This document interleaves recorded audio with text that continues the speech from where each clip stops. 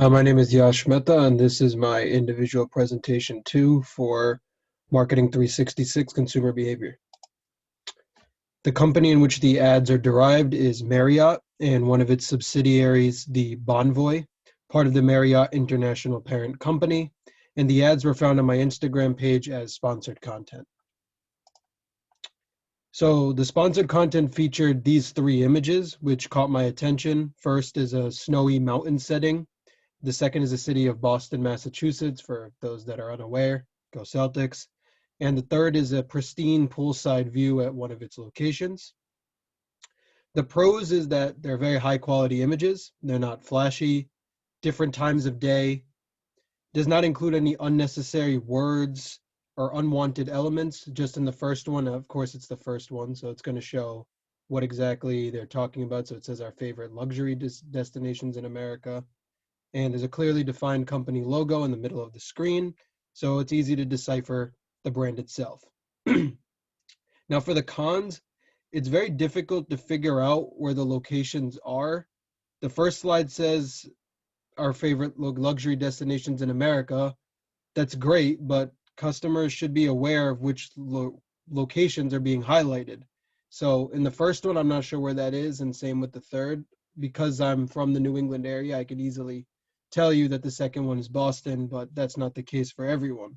So it's important for Marriott to understand putting the demographics, region, proximity to attractions, address, etc., just like subtly would definitely make this a more eye-catching ad to look at.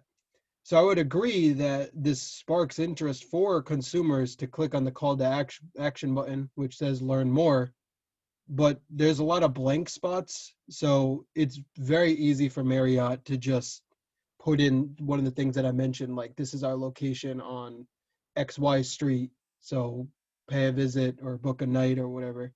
So without seeing what necessarily where these areas are, like I don't even know if this is close to any attractions or if this is the actual location of it.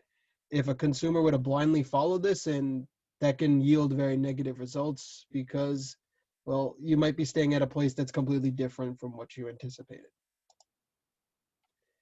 So let's discuss the following. So integration of core concepts. We're going to be talking about attitudes, favorability, ambivalence from a consumer point of view, all of these, and utilitarian, factoring in cognitive response, and multidimensional approaches to emotions from the business side. So attitudes are imperative as they can influence perception on things, opportunity, memory retrieval, and this concept we mentioned again in one of the later slides. So when a consumer is exposed to a brand per se, it is second nature to make judgments about the brands themselves. Consequently, the features of learned and constructed attitudes are formed.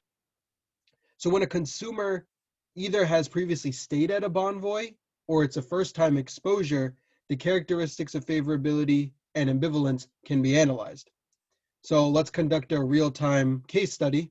So I have not stayed at a Marriott Bonvoy in the past, thus I'm seeing this for the first time, and I'm particularly interested in Boston. As I mentioned before, it's nearby, and I like to visit major US cities.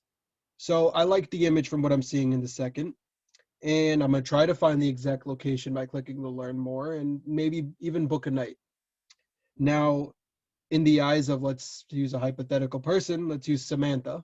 She's an attorney, she's from Los Angeles, and she's coming to Boston for a partners meeting at her law firm's office. So Samantha has stayed at a Bonvoy when she recently went to San Francisco. She was happy with the service, the amenities, and whatever else the client experience or what kind of experience she was getting, she was very happy with.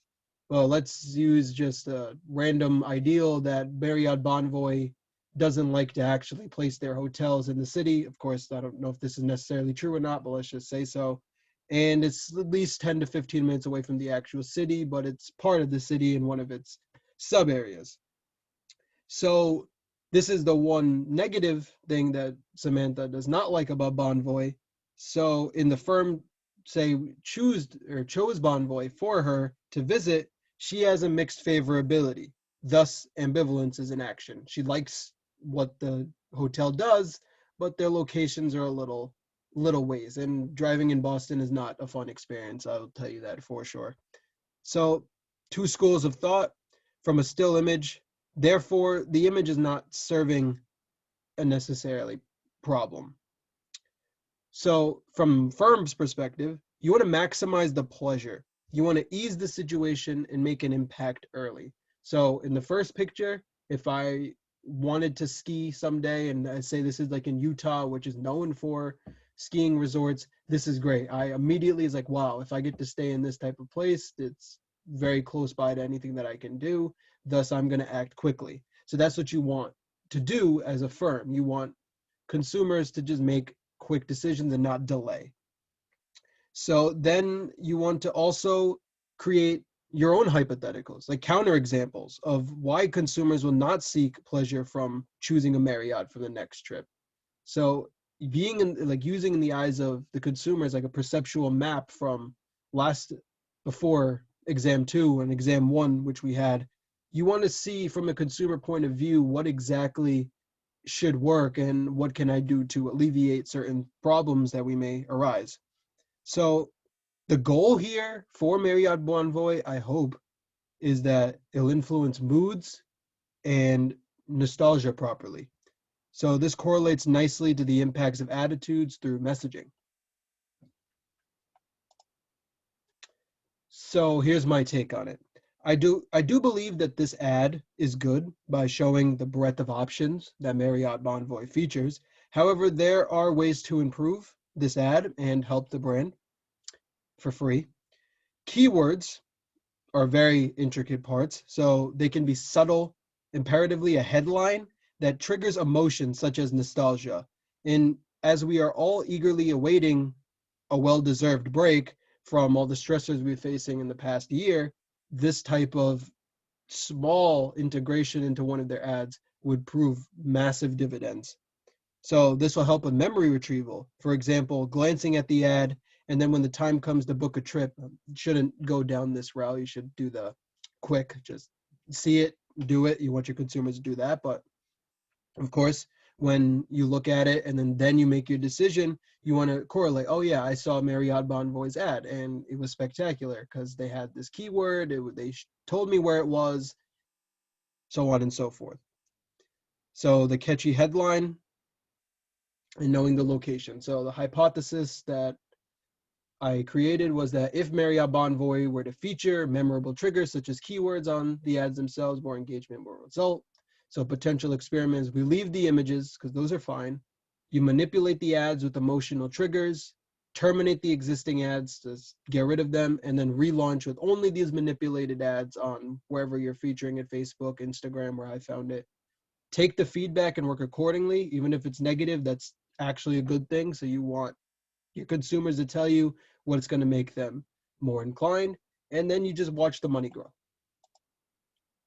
So here's a correlation to the early semester. I included this GIF for numerous reasons. One, it's March, and for those that don't know, this is from a national championship game between Villanova and UNC. Chris Jenkins hits a buzzer beater, and Villanova just proves a massive upset.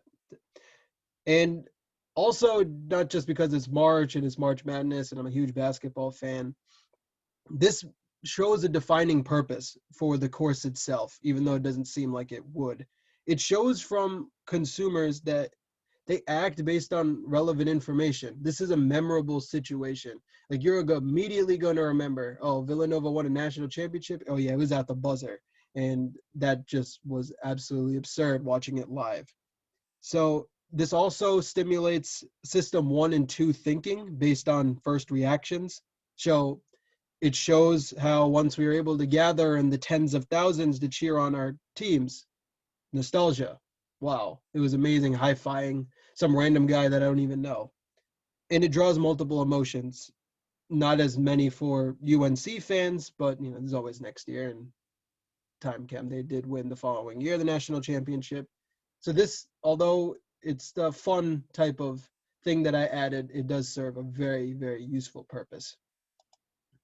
And finally, some discussion questions. What are your thoughts on the array of location Marriott Bonvoy chose in their ads? Do you believe featuring a location in a mountainous region, major US city, in proximity to a beach is sufficient, or these aren't good at all? Should they have a different kind of image that they put at one of their locations? And given that life is heading towards, in quotations, normal, is showing promise, do these ads influence nostalgia to you? For that next big vacation based on the original ads, are you more inclined in staying at a Marriott, or would you rather see the addition that I want Marriott Bonvoy to do, or I, you know, advise Marriott Bonvoy to do and feature the keywords? Thank you for your time.